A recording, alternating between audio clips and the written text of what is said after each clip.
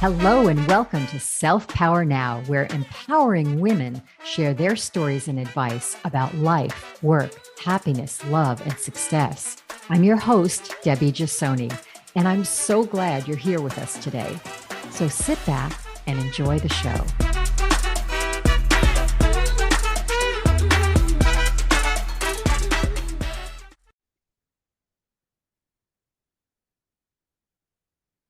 Hello, my guest today is Lori Tierney. Lori has spent over 20 years studying Feng Shui, Reiki, yoga, sacred sites, and many other spiritual practices. She's also an artist, the author of the book Cougar Yoga, Feng Shui practitioner, spiritual counselor, Reiki energy healer, and of all things, corporate consultant. She comes from my world in the corporate area. She's led spiritual retreats to all of my favorite places like Kauai and Maui and Sedona, where she is right now. And you can see that beautiful background. Joshua Tree and Ojai over the years. Welcome, Lori. Thank you, Debbie. I'm really pleased to be here. I really appreciate the invitation and thank you so much. Thank you. Thank you. Well, Lori, we've spoken before about some of your work and have worked together. Let's just jump right into it. You know, you consider yourself, I know, oh no, you consider yourself a channel, and we hear that term a lot. What exactly does that mean? And there are different types of channels out there. What exactly do you do? Well, you're really jumping right in, right? Okay. Well, I would say let me back up and give some context to that, because we might lose a few people just right off the bat. So back when I was a little child at the age of 3, I grew up in Los Angeles, and I had an event that occurred in my life, and there are many people out there who've had these, and you can certainly research others who are more prolific in speaking about them. But I had a near-death experience that happened to me when I was with my father and my cousin, who took me to a great amusement park for people who lived in Los Angeles or Santa Monica. The pier had a huge roller coaster. It was, giant roller coaster. It was called Pacific Ocean Park back in the day. And they took me on the roller coaster, and it was before, they had those signs that would tell you that, you were too short to ride the ride, you were too small, which I was. And so anyway, we were on the roller coaster. So you ignored it? You just ignored it? Well, there wasn't. Yeah, no, there wasn't. It was before. It was before. It was before they had those signs, right? Those bars that tell you can't take your child on the ride. Yeah. I'm the dating things myself. We did as children back in the day, right. that are considered so unsafe these days. Yeah, very much so. So they get me on the ride, and they think we're having a great time, and we go down this. The bar is there, but we go down this huge loop that goes out over the Pacific Ocean, and this was at night too. And I started to fly. I was so light, I flew out over the bar and was heading, towards the ocean at night. Oh my goodness! How old were you? 3. And so my cousin was the one who reacted and basically saved my life. He grabbed me by the ankles and pulled me back into the roller coaster cab and sat on me. And so my dad at that point realized something horrible was about to happen, and he sat on me on the other side. So we finished the ride, but in that, what felt like, a split second of time was really an expanded version of time, right? And what I saw, obviously was angelic presence, and those that are around us that we don't always get to see, that are like the ascended masters and the angels and archangels that walk with us. I mean, we don't walk here alone. And when you have a catastrophic event like that is when you realize that you don't walk here alone. And they showed me, it's kind of like the movie, I think it's a Wonderful Life, right? They showed me if I left, right, if I had exited my body and moved on in that moment, like into the deep blue Pacific Ocean at age 3, what was going to happen to those around me, and especially my parents at the time, and what was going to occur if I stayed. So, I believe what felt like a nanosecond moment, I agreed to, come back into my body and stay. The biggest catalyst was my mother. She was probably my best friend in this lifetime, and she would have gone on to lose 2 children if I had passed. My Why do you think bro- that is so? Why would she have well, lost? my my brother was born. My brother was born 5 years after that event, and he passed away at age 9 months. Mm. So between me leaving if I had exited then, and me seeing that she was going to have one more child that also exited early, I think that was probably one of the biggest catalyst reasons for me coming back and staying and living a full Do you life, think which at that moment you had a choice? I do. I do. Yeah, I believe there are many doorways that we have throughout our life, portals of choice that can happen for us to decide if we're, do we want to continue with this contract, right? The spiritual Mm-hmm. contract that we make before we come in, I believe, all the agreements and things that we're here to learn and experience. And then there's some, it's like a train station, right? There's an exit. Do you want to get off at the next stop, or do you want to keep going? I So love I know, I love the train analogy. What's interesting yeah, to me is that even as a 3-year-old, and we just think in linear time here when we're in yeah, this lifetime, but we as do. a 3-year-old, you were able to comprehend all of that because they weren't talking to your 3-year-old, physical No, self. You were getting mm-mm, information from another realm to your right, spirit, which is eternal, how many thousands and thousands exactly. of years old. Yeah, So you you're what I completely would call your comprehended it.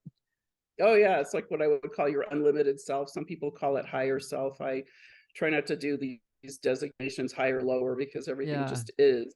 But it is an unlimited version of you that they were addressing and saying, you do have a choice here that you can make. And there are many people who go through near-death experiences. There's one gentleman that your viewers could look up, is Danny and Brinkley. He's amazing. I think he's had four or five near-death experiences, and it talks about them openly. So, and there are some people like that who've had serious injury that has Mm-hmm. resulted from an NDE. Mine was going to be a serious injury had I catapulted into the Pacific Ocean, but Mm-hmm. fortunately I didn't. So maybe it had some, whiplash from being grabbed by the ankles and, being stuffed back in the roller coaster cab or whatever. But it was, I was not seriously injured at that point. Traumatized, yes, but not physically seriously injured. So I did choose to come back in. I'm grateful that I did. And so I I'm share grateful that. you did too. And I'm Yeah, glad that you I shared that wouldn't be story here. because I Yeah. was going to ask you about your childhood, which, leads into my first question. Have you always then, after that experience, had the ability to connect to the unseen realm? Yes, from that point forward, yes, I was in contact with many spiritual beings, masters and angels, but also chose to temper that as I grew up until I hit a, a older age, like in my 30s, is when the experience of stronger, let's call it stronger contact with my Mm-hmm. angelic realm and ascended masters came in. And some of those agreements that I had agreed to do, which one of those agreements was to channel, and it's Mother Mary. So she's who's Mm-hmm. my main guide, who's with me. She's amazing. And Well, I doesn't definitely want to get to her, but let me ask okay. you you said you tabled that. Was that because of the adults around you or people around you that were not open to you having those gifts or didn't understand it or thought you were imagining, which happens a lot when children Um, have these extraordinary gifts? yeah, no, I had a really supportive childhood environment. So I wouldn't say it was that so much as my own choice to to wait until I felt like I had more, let's call it spiritual chops under my Mm. belt, more Mhm. life experience. Mhm. And so there was context with that life experience. And often we learn through adverse circumstances in life, I believe. Unfortunately, that's how mine has gone, where I've had to, knock my head against the wall a few times I before I wake up and realize think we maybe we all want to do go that a little different. bit. Yeah, we want to go a different way, to go Yeah, yeah, around the obstacle instead of through the wall. yeah.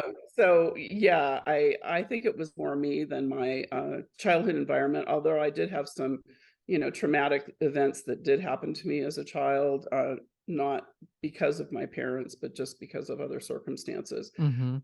And that could have also tempered my uh, connection to some of the divine beings that were around me and the archangels, etc. Mhm. So, Mhm. but I also believe it was a combination of maybe that plus just me on a soul level, soul choice, saying I need to have some life experience here before I, embark on this journey Mhm. in an open way. So, And there's different ways to channel and different ways people work. For listeners who have never had an experience with a channel, can you mhm. talk a little bit about how that works? Yes, I can, and I would suggest to them that they be very careful who Mhm. they connect with and how they connect. There are some amazing, in addition to me, but there's some amazing people out there that can Oh, um, yeah, that them- teach them how to make sure you're really connecting to again, the unlimited light, the consciousness of the creator of all that is benevolent and loving and kind, and not something that's flying through the astral plane. right. And, So and how does one discern? that is the key, right? The big That is the question. key. But I believe, I mean, I was fortunate to have spiritual teachers that were really amazing, that came into my life, I believe, through the guidance and that I have with, again, Mother Mary. I'll share a quick story. When my mother was pregnant with me, she was Catholic. She was raised Catholic. That does not, mean that you have to be a religion to connect with Mother Mary. That does not Mhm. mean that. But she Mhm. was, and she was doing, in her, very strong faith, she was doing novenas to the Blessed Mother, that she would have a healthy child. And the reason she did that was, at her age, she was about 30 when she was pregnant with me. And if you go back in time, 30 was, back in the day, was sort of old to be having your first child. Now, it's not at Mhm. all. No, it's Back in the fairly day, it young was. today. Yeah, Yes. it's young Yes. today, but in the Yeah. context of her life, it was old. Yeah. So she Yeah. was very concerned that she was going to have something go wrong with her baby. So what she did was she made kind of a pact with Mother Mary, and she said to her, if you deliver a healthy baby to me, I will dedicate the child. She didn't know it was a boy or girl yet. Dedicate his or her life in service to Mm. you. And I said, when all of this started to materialize in my life, and Mother Mary did make her presence known, I said, Mom, you know, she told me about this agreement. I said, they take you up on that. You basically, created a path for me. She says, well, I wanted to make sure you were going to be healthy, and she had her reasons. So Well, anyway, that's very interesting because then you wonder, and I always wonder what goes on behind the scenes, right? Behind the scenes mhm, in the unseen realm. So yeah, then your yeah, mother, asked for that, and then you wonder, yeah, so then did they find a soul that wanted to be dedicated, that, had this, as you call it, soul agreement, or yes. do they ask the soul that's in there? It's just there's so many, different ways to look at this. There's a And lot of variables to that, right?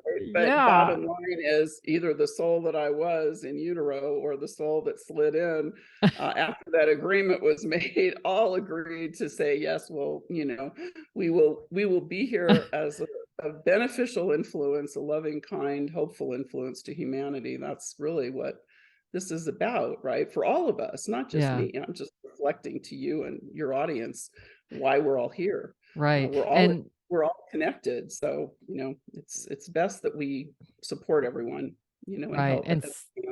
And some channels, when they bring information to you, again, you need to be discerning, but some Do. of them become the entity, right, that they're channeling, and some just listen to the entity. Is that correct? Do I have that right?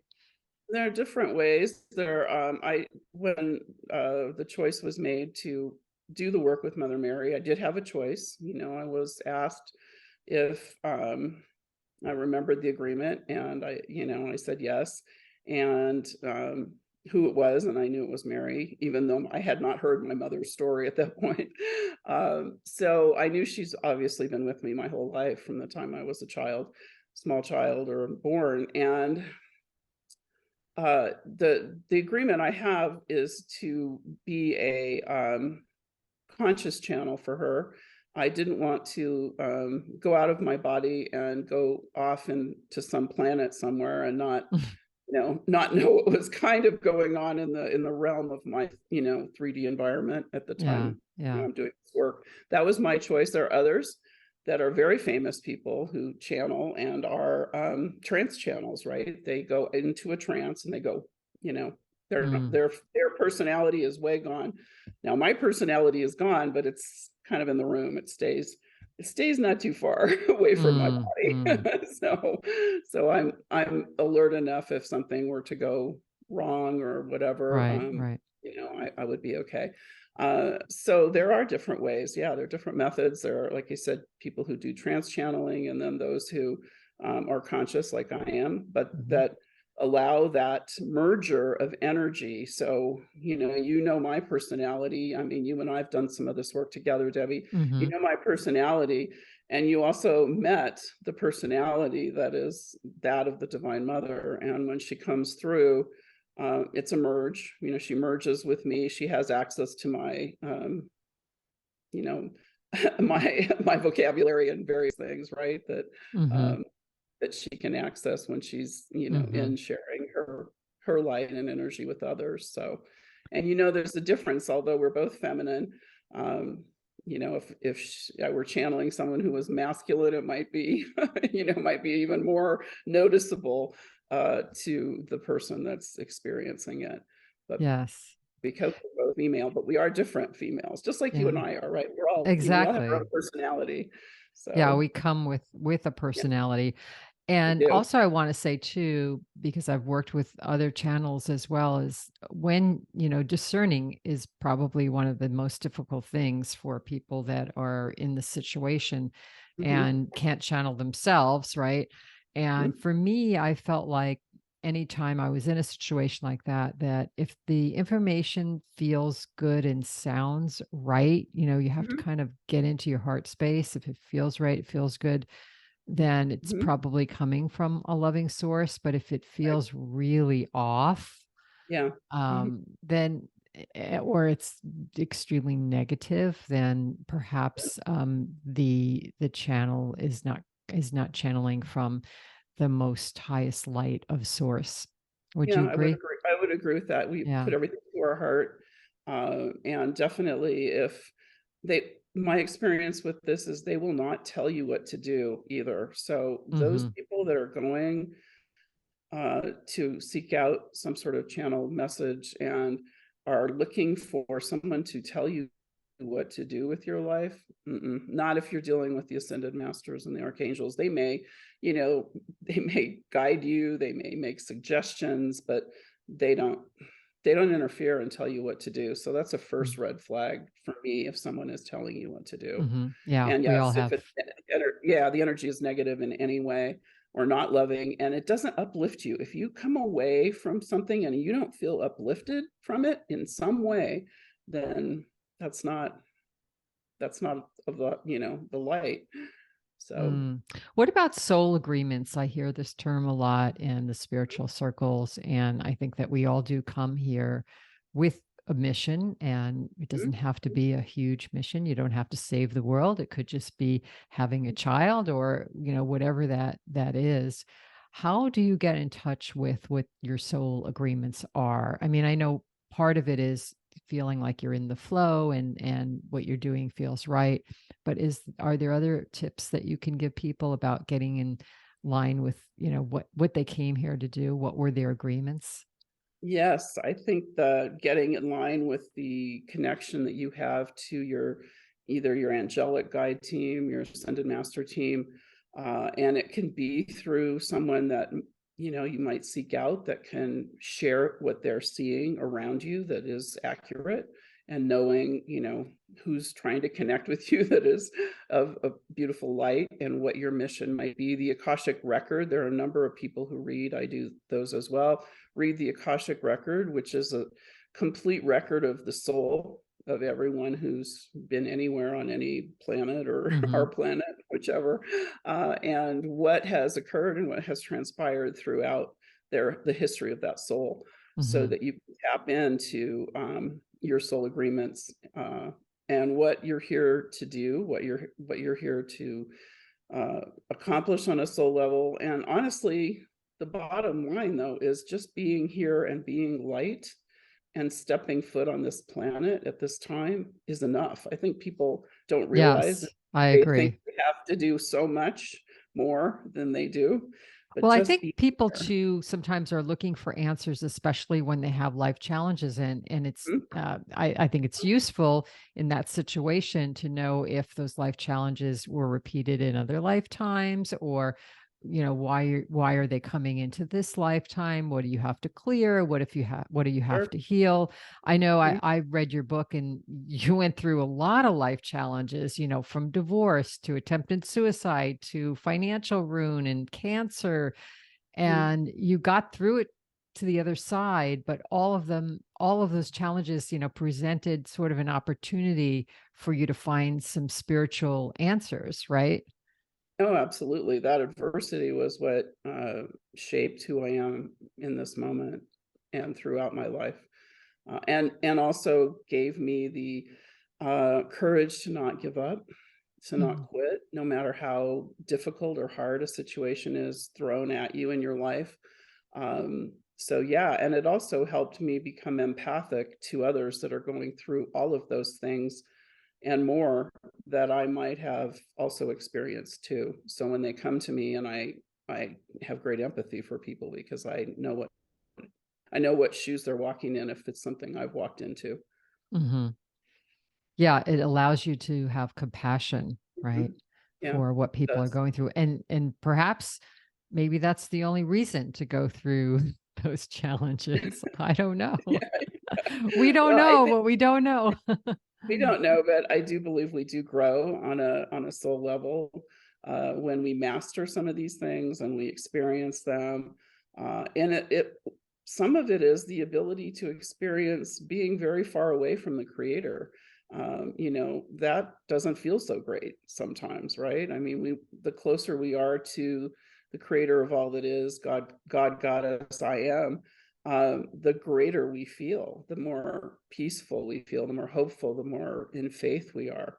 And the further away the experience takes us from that, it's like, wow, I don't really want to stay here. I don't want to play over Right, here. I want because when to go back things are over here. good, yeah, when things are Yeah. good, you're like, Mhm. yeah, life is great. The Oh, universe yeah. is great. I'm so in the flow. I'm so Yeah. connected. And then when something happens, you're like, Yep. wow, who the heck am I? Why is this happening to me?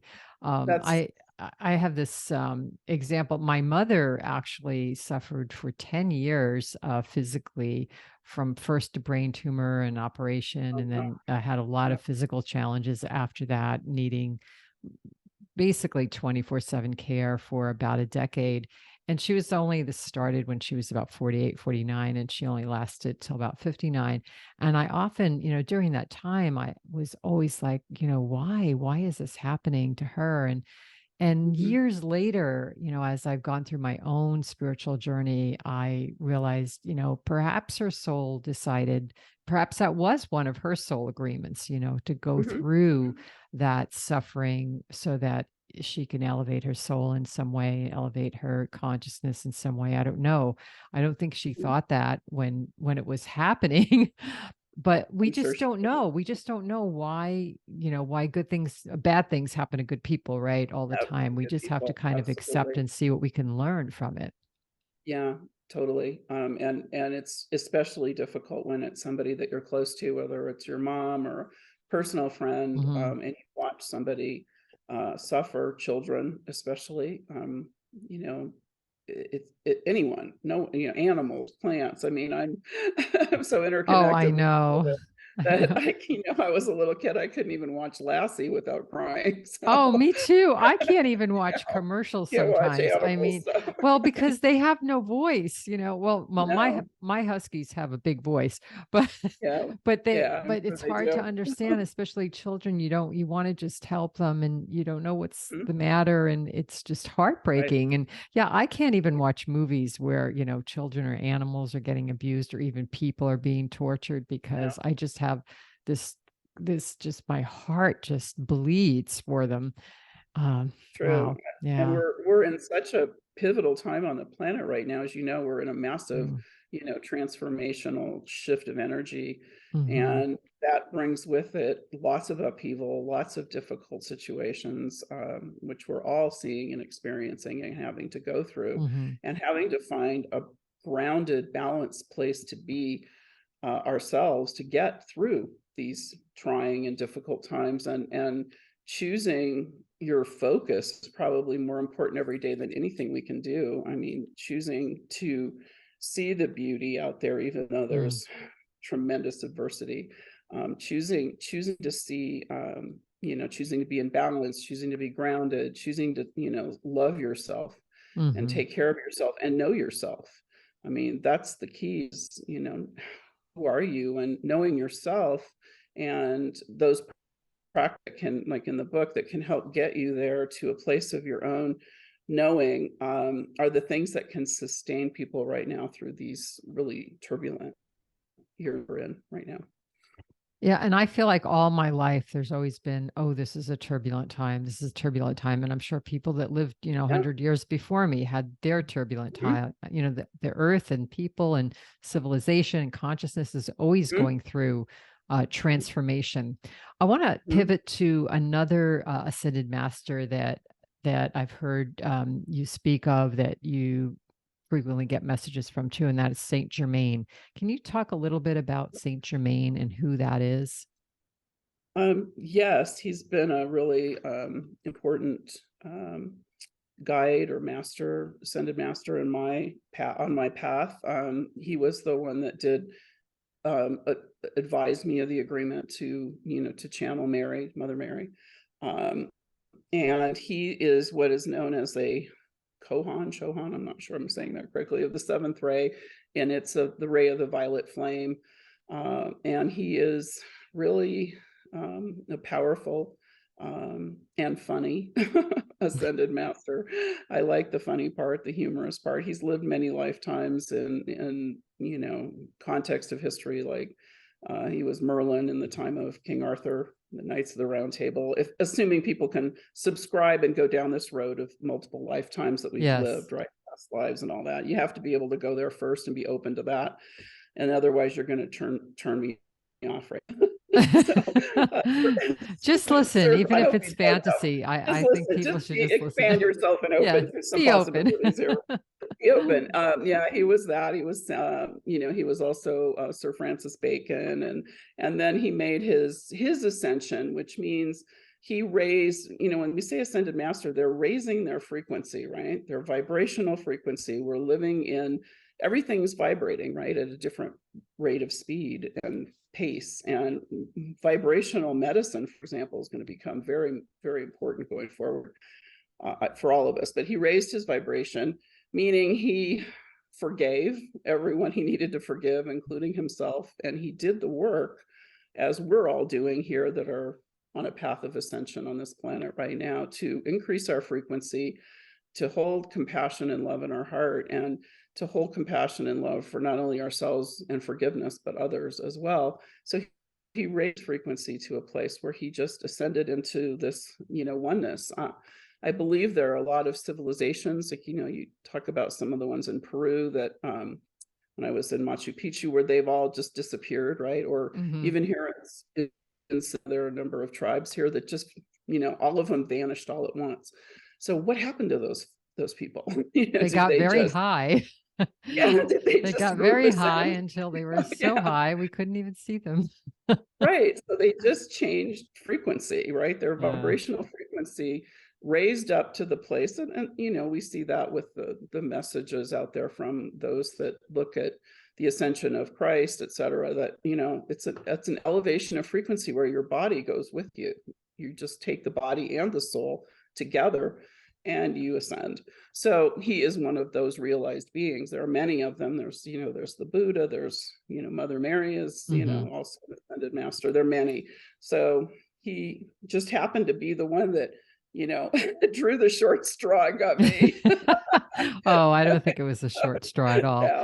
Yeah, I think we have some history together. So, and I think, I want to pivot on to that vibrational frequency area that you were talking about, and energy. And even if you don't believe in, spiritual practices, or that there's, a larger force here, things like quantum physics has proved this, and like attracts like, and molecules, and everything's vibrating, and all of that. And then and that comes down to our cells, right? Our cells, have this frequency and energy and vibration to them. And people talk about cellular memory then, because if our cells have that frequency, and we've come back into this lifetime many times on Earth, or maybe in other planets, or other, dimensions, or wherever that is, whatever you believe, then our cells sort of hold a memory of all of those experiences that can affect our life and our health. How can, and sometimes it hurts our life and health. How can people heal cellular memory that might be harming them from past lives? Some of the things I think I mentioned that I've done in my book were based on some really serious diagnoses that I've had over the years. One was a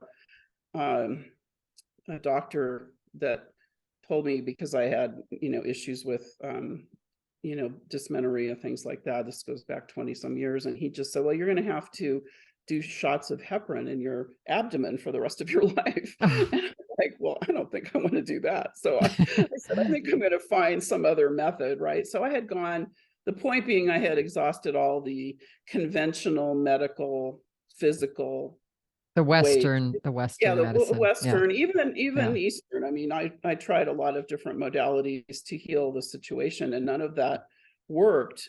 And why I wrote what I did in the book was because what you're describing with cellular memory was what I went through. And I found that until I healed the timing of the incident that was creating this discord in the cells, cellular memory, discordant creation, by working with, and I did work with Saint Germain on this, and he took me to a place in time. Time is not linear. We create it to be linear for our experience here, but he took me to a place in time. I think in the book I said it was around the 1800s, and showed me the event that was occurring, is kind of like on a continuous loop, and why it was showing up in my physical body every month. And so we went in and we looked at the timeline there and the people. I mean, it was kind of like they probably thought, wow, who are these people? They're really dressed strangely.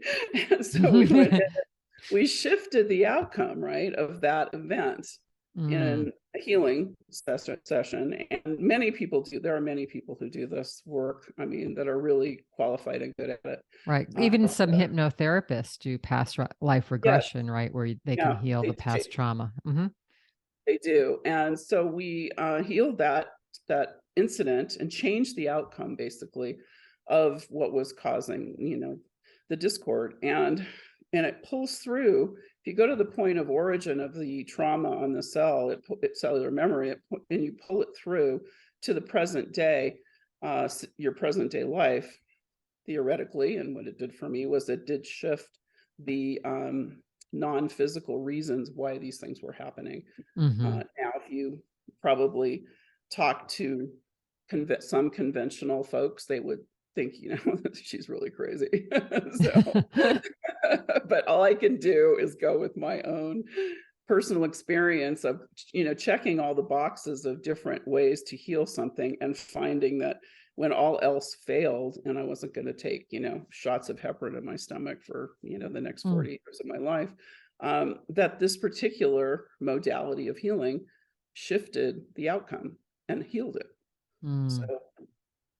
So there's always a metaphysical or an emotional reason for dis-ease, right? Dis-ease, disharmony.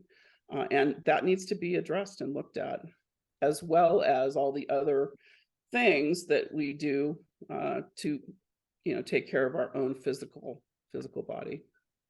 Yes, and alternative methods, whether they be energy healing or just other types of modalities, are always helpful, especially when you can't get answers in the Western world of medicine, or right?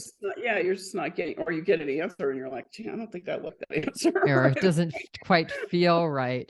Sometimes I get messages in my dreams. I know that you're a big proponent of dreams, and you could ask before you go to sleep at night for messages, as long as I keep a notepad and a pen that actually lights up. It has a little clicker on it, lights up, so that when I wake up from a dream, even if I don't remember, even if I don't know what the actual message is, if I remember what's going on in the dream, I'll write it down, and then the next morning look it over and see, because lots of times there's symbolism there as well. Yeah, your dream journals are powerful, so that's a really great thing if you can, hold a dream journal and keep those going over time, and look at, the continuity of the information that's coming through. Your guides will work with you that way too. And when we sleep, we go to lots of different places, right? Yeah, we do a whole nother job. We have a night job and a day job. Especially now. Do you ever wake up and you're like, oh, I'm so tired and I just slept, 9 hours? Like, what does that mean?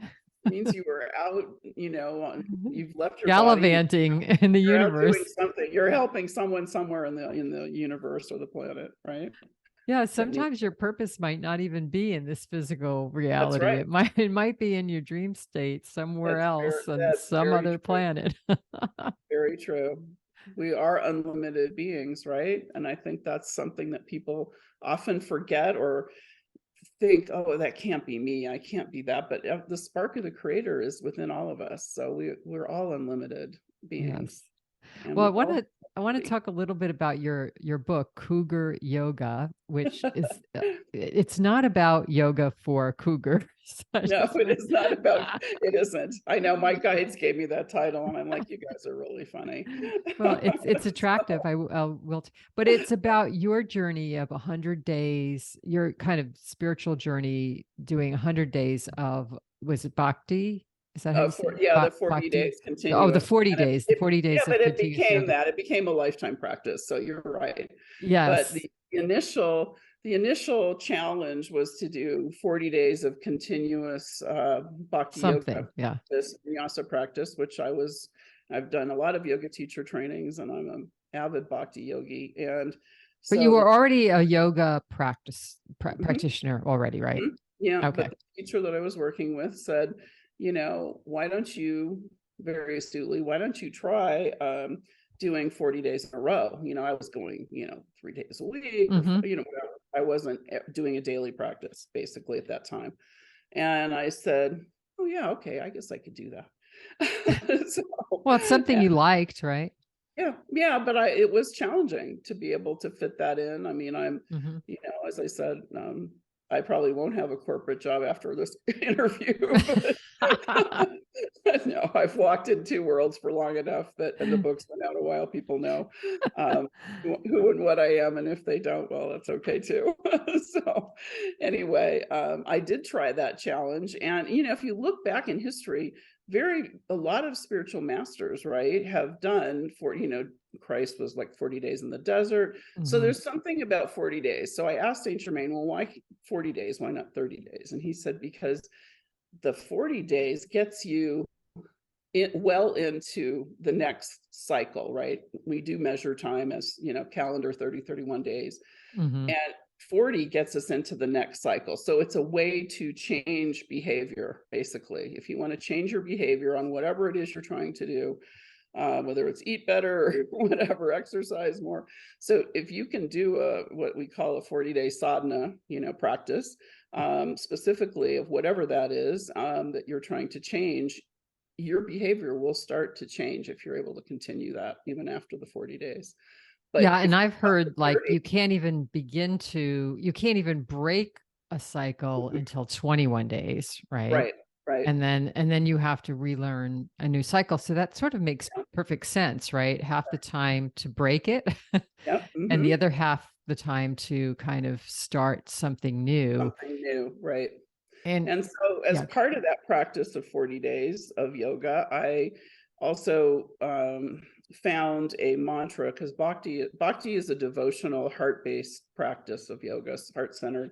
And it does work with kirtan, which is a call and response chanting. It basically, as they say, cleans the mirror of your heart, right? Because it gets a little dusty from our lifetime. And so chanting and mantra became a really integral part of my daily practice. It still is. And one of my favorite chants, which is in the book, is the Hanuman Chalisa. And Hanuman is for those who know a little bit about yoga, he's sort of a monkey-headed deity in the Hindu tradition or the yogic tradition. And he is here to serve, right? He's a devotee of Sita and Ram, the divine feminine and masculine in all. And there was a poet named Tulsidas, and he was in prison, right? And he wrote this Hanuman Chalisa, which is also 40 verses, right? 40 lines, 40 verses, and it takes about 10 minutes to chant. And he wrote that while he was in prison, and then he received great grace and dispensation after that. So it is a mantra that's very sacred, and his days are Tuesday and Saturday, and it's chanted all around in India continuously. I mean, there are many mantras, but that's one that gets unbroken chanting around the clock because of the what it does and how it helps. And so for me to find the strength and courage at that time to do that practice and then continue, and or when I find myself in really challenging circumstances in my life, that's been a really wonderful mantra for me to learn, to memorize, and to use as part of my daily practice. So I'd imagine if someone's stuck in their life right now, you would definitely recommend doing something, find something, some sort of daily ritual for at least 40 days. At least, even if it's like just sitting in, I mean, a lot of people are afraid to meditate because they think that they need to sit like this, and chant. And they don't have to do all this, right? I did because I like ritual. So I was like, I had to find something ritualistic that I could grab onto. But for, walking, is a meditation. You can do a walking, moving meditation as, in silence. You can walk on the beach. You can walk in nature. You can doing your dishes and your laundry can be meditative. So I know I often, when I'm doing things like that around the house that I really don't want to be doing, and I'm just trying to rush through them, I try to think, okay, what would a Buddha do with this? Okay, he or she would, get into every stroke and say, whoa, isn't this lovely that I have a floor to clean and I have a home and I have clothes to wear? Yeah, gratitude meditations are powerful. Gratitude affirmations daily, just spending, a few minutes at the beginning of the day with your journal and being, writing down some of the things you're grateful for. I mean, we all have, are blessed with a lot more than we realize, especially right now. And finding some time to appreciate that just allows more of that vibration to come to you of appreciation, gratitude, and, and good things. So yoga is one of your go-to kind of self-care things. What else do you do on a daily basis that brings you joy? Well, I also hike. You can see these beautiful mountains Oh, behind yeah, me. gorgeous. I do toggle between Los Angeles and Sedona. So when I'm there, it's the ocean. But here in Sedona, it's these mountains, not exactly the one behind me because they're pretty high. But I do a daily hike around Thunder Mountain. It's a vortex in Sedona, and I really Every find, mountain is a vortex in Sedona, yeah, it seems. the whole place is a vortex. Listeners, go Yeah. to Sedona and Go to chill out. Sedona, right? Yeah, no, or well, just know if you come that whatever you're working on will be amplified significantly when you get here. So be ready for that. Good. Yes, Good I was and there good. just a couple of years ago, and I have been there a few times. And I do have to say, there's something about the energy of Sedona that you feel quite different when you're there, and you notice it when you leave, for sure. So you live in one of the most beautiful, beautiful areas Oh, of the earth. it's fabulous. I'm really blessed to be here. And the other thing I do probably would be I'm doing a daily Kundalini practice, since it's a yoga that I had not So it's explored. another type of yoga. Yeah, it is. It's different, and I'm enjoying that. And then I paint, so I do a lot of art. I'm working on a card deck right now. That's it's taken me a while. I write one book, and then it takes me 10 years to do the next thing. So anyway, it's a deck of cards. It's called Soul Sketch Tarot, and it's the Ascended Masters, Archangels that have come through, and they started in 2020 during some trying times for all of us, right, on the planet. And they started coming through with their essence and the way they wanted to be captured, not necessarily like other people have captured them, or I wanted to capture them. I would like start to draw them, and they would take my hand and move it in different ways. I can't imagine what that feels like. Yeah, I was like, no, and they're like, well, you don't look like No, that. this is what I want to look this. like. I'm sorry. Yeah, This is what I want right. to look like. No, it's very true. Some of them came in looking way younger or older, depending on the way they wanted to be captured. Yes. But definitely that was a practice, and that's something I'm working on. And then their messages are coming through me as well, and so I'm really enjoying that process. I mean, it's so creative. I love that. I love to paint as well. It just kind of gets you out of your mind, right? Well, we're all artists, right? We all have the ability, even though people say, oh, no, I'm not an artist. I can't draw a stick figure. Well, stick figures are art, and art comes in many other forms. People do art, does. create beautiful gardens that I could never do. And that to me is very artistic, or grow flowers or vegetables, or exactly. And music. I mean, music has never been something I was, really, I didn't have that as a child much. I mean, I had it, but I wasn't, suggested to like play a musical instrument and all that. So when I got involved with Bhakti Yoga, I was like, oh gosh, I can finally I can sing, and nobody's going to shut me up. They're saying you can sing like nobody's listening, or dance like no one's watching. Yeah, exactly. And I do. So it's like, all of these things are, so important. My mother, who's now on the other side for, 5 years now, she came through not too long ago, and I said, so now that you're over there, what do I need to know? And she said, just sing and dance, basically. I love that. That definitely brings me joy. Now, I wanted to ask you one last question before we go, and that is, if any of the listeners would like to get a reading or a healing, or I guess speak to some of their, crossed over relatives and friends, how do they do that with you? It does not have to be in person, correct? They don't have to come to Sedona. I work in person, but also on Zoom frequently. Yes. A lot of Zoom calls, as I did with you. So they can go, I believe I don't know if you'll probably put the website is LoriTierney.org. They can find me that way. I'm on, Instagram, La Luna Lori Real Me, only because I got hacked and I had to have the real me. Took over my channel and made it something that it wasn't. Even you get hacked. Yeah, even me. I'm pretty low key. So at Facebook, I'm on there, and my more corporate world is, my background is in interior design, and I still work in that with Feng Shui and clients, and that's on LinkedIn. So my more corporate work is there on LinkedIn. Yeah, we'll have all those links. So listeners, first of all, Lori, thank you so much for being here with us today. And listeners, you can find links to connect with Lori, and to listen to more podcasts, and to get free gifts on my site, selfpowernow.com, because we all want to feel empowered. And I'll be not speaking, but I will have a booth at the upcoming conference, June 22nd in Mount Shasta. And the gentleman that's putting it on is amazing. His name's Rob Potter, and it's called thepromiserevealed.net. If people wanted to attend, I know you have a lot of listeners up in the Bay Area, and Shasta is not too far from there. So yes, that's June 2023.